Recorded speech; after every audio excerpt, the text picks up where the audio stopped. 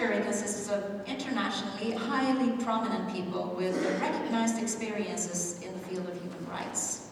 Members of the jury are appointed in their personal capacity and not as representatives of any organization. The members are Caroline Edelstam, Chair of the Edelstam Foundation, Judge Shirin Ebadi, Nobel Peace Prize winner in 2003, Dr. Pascal Mokumbi, former Prime Minister of Mozambique, Professor Philip Alston, UN Special Rapporteur, Extreme Poverty and Human Rights, Ambassador Eileen Donahoe, Executive Director of Global Digital Policy Incubator at Stanford University and Center for Democracy, Development and the Rule of Law, and the former US Ambassador to the UN Human Rights Council. Baltasar Garzón, who served on Spain's Central Criminal Court, famous for indicting General Pinochet, and Dr. Luis Moreno Campo, former Chief Prosecutor of the International Criminal Court, ICC. And now to explain how the jury came to select this year's laureate, here's Caroline. Can you tell us, please explain. So, yes, let me share with you why we selected Li Wenzu this year. So the prize jury's motivation is that Miss Li Wenzu led an ordinary life until her husband's arrest, caring for the couple's only child. Li Wenzu could have accepted the situation and simply waited for her husband to be released, or could have sought an individual resolution for her personal situation and for her husband's case. Instead, in spite of the dangerous and hostile political environment, with outstanding courage, Li Wenzu chose to become an activist herself. This solidarity and mobilization of the families has proven to be crucial. They have filed lawsuits against the Public Security Bureau and tirelessly and creatively lobbied and campaigned for the release of the detained lawyers and activists. Li Wenzu organized several non-violent campaigns and protests to raise national and international awareness. As a result of their actions, Li Wenzu and our fellow family members, most of the arrested lawyers have now been released, while 14 of them have been brought to trial and sentenced to prison terms. Mr. Yuan Weijing, Li Wenzu's husband, is however the only detainee disappeared since the arrest and the disappearance 3 years ago. Li Wenzu has gone on fighting, despite being subjected to constant harassment threats and repeated arrests by the authorities, and even our child has been expelled from school. The Edelstam Foundation respectfully asked the authorities of the People's Republic of China to put an end to this harassment, threats, and retaliatory actions against Ms. Li Wenzu and her child because of her courageous and noble fight. We also asked the Chinese government to end the sustained suffering of Ms. Li Wenzu and her child by granting the life and integrity of Mr. Yuan Weijing, revealing his whereabouts, respecting his right to be visited and assisted by a lawyer, and freeing him together with other still imprisoned lawyers and activists of the 709 crackdown. So unfortunately, Li Wenzu cannot be here with us today, but we have a friend of hers, Mrs. Yuan Weijing, who is representing Li Wenzu, who will receive the prize on her behalf. I had the opportunity to have dinner yesterday night with Ms. Weijing, and she told me how she knows Li Wenzu, and she told me that they are very good friends because they never met, but they know each other well through other means of communication, because they share very much the same experiences. Ms. Weijing is a Chinese activist, and she's also a wife of Mr. Chen Guangcheng, who is another famous legal activist, a lawyer. And she has spent 7.5 years in a house arrest. 4.5 of those years, her husband was in prison. On the first day of the house arrest, she had a little baby that was 1 month, but she also had a son who was 7 at this time. She took the chance to leave her son to her mother. So the son was with his grandmother for 7 years. She didn't meet him during those years. Their daughter was not allowed to go to school. She was not allowed to go out in the garden and play with the other children in the neighborhood. At times they had about 80 guards surrounding their house, watching every single movement in it, harassing them, screaming at them, beating them at times. And then when her husband was released, he moved home into the house arrest. At this point, the police decided to move into the apartment together with them, so they were surveilling them every single moment of the day. Finally, their daughter was allowed to go to school after a lot of campaigning of other international diplomats and other friends who were outside the house arrest. And then so the police came every morning and picked her up. They went through all these pages in the book. They was with her in school all day. They even built a little house in the school on the schoolyard. So 3 guards could sit there wait for her all day. And then they had the same procedure going home, going through every single page in the books.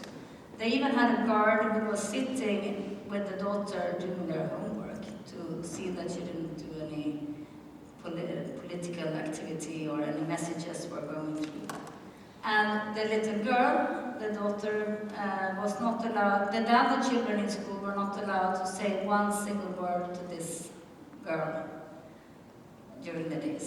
So she has suffered a lot, and finally, through a plan that took 1 year to crystallize, her husband, who is also blind, managed to escape the house arrest, climbed over 8 walls, blind, and broke his foot in 3 places, but he managed to get out. He managed to get to the US embassy, and after a lot of negotiation, the whole family was released, and they now live in the US. Ms. Weijing, please join me.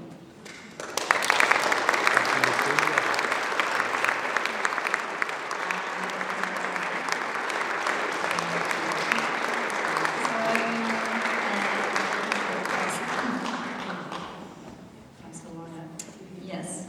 So I would just like to say that the prize consists of a prize sum, a diploma, and a painting by the Swedish artist Alexandra Unger.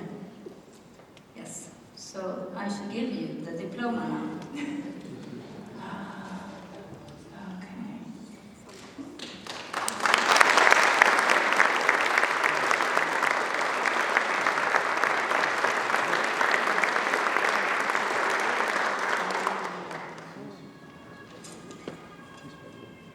I leave it carefully. Thank you. Thank you so much. I leave it for you. Thank you.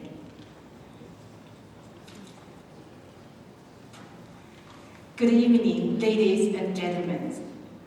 It's such an honor to be here in the beautiful city of Stockholm to receive the Edelstam Award on behalf of Li Wenzu. I'm deeply grateful to the Harald Edelstam Foundation for confirming this award on Li Wenzu. This award brings critical attention to those on the front lines of political justice who are often left out of the spotlight. That Wenzu has been prevented from coming here validates both her work and the powder, both the work and the powder of awards, such as the Edelstam Award to shape the communist regime. Congratulations, Wenzu. On this recognition for your extraordinary courage, you give us hope by standing fearless for what you believe in, for what is right, for showing us the power of love in the face of tyranny. Li Wenzu, we have never met face to face, but our hearts are closely linked.